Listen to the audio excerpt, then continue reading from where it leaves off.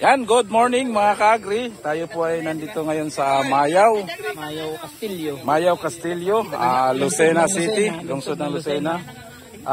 Kami po ay narito ngayon para gaganapin ang Agro-Economic System Analysis o AISA. Yan po ang aming grupo sa Group 2. Kasama natin si Pangulong Arnel ng General Nakar.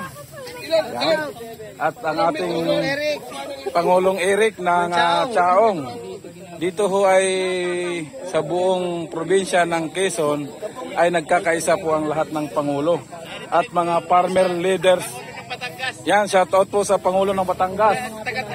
Tanawan. Oh. At Pangulo ng Tagkawayan. Yan ang pinakadulo ng Quezon. So, nandito po kami para mag-aisa. Yan. Ito ho ay patrine ng Office of Provincial Agriculture kasama ang ETI.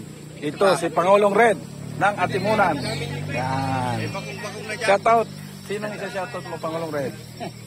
Yung kanyang naiiwang asawa. Wala pala. Nasa ibang bansa pa. Wala. Nandito. Wala pala. Ayun, si Pangulong Tagkawayan. Ano ang pagong? May pagong. Pagungan. Pagong. Kaibigan yun. Ating kunay ng kunay, nakakaawa naman na rin talaga. Ano daming insekto na rin. Ay itong ating niyayadak ay parang nakakahinayang naman ng damot na apakan na natin. Kaya nahihinayang ka sa damo. Hindi ka pala. Ingat po tayo at baka tayo mapagalitan ng mayari. Oh, may gagamba. Oh, kaibigan yan. Kaibigan pulisap yan. Pwede nga net part. Nakita mo ay. Yan. Si Pangulong Arnel. Pangulong Arnel, damihan mo ng huli at mamaya ating ulamin yan. Yan. So, mas may rasa. Mabango. Yan. Ito ang napapansin ko ho dito sa kanilang barangay ay talagang hindi na rin po nila nasunod yung K-check.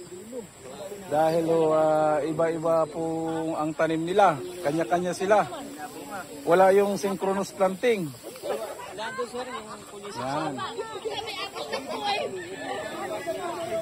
Yan ho, ikutin ho ninyo.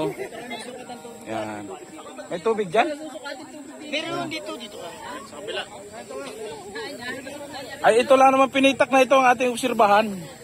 Mo yung tubig na sukatin mo. Balik galing dyan. Bitak nga, bitak. Yan. Yan mga ka-agri. So, nagkagulo na ang group 2. Matuntungan ng palay, Group 1. Bala. Yan mga ka-agri. Yan lang po muna sa ngayon mga ka-agri. Ako ang inyong ka-agri at ikaw ang bida.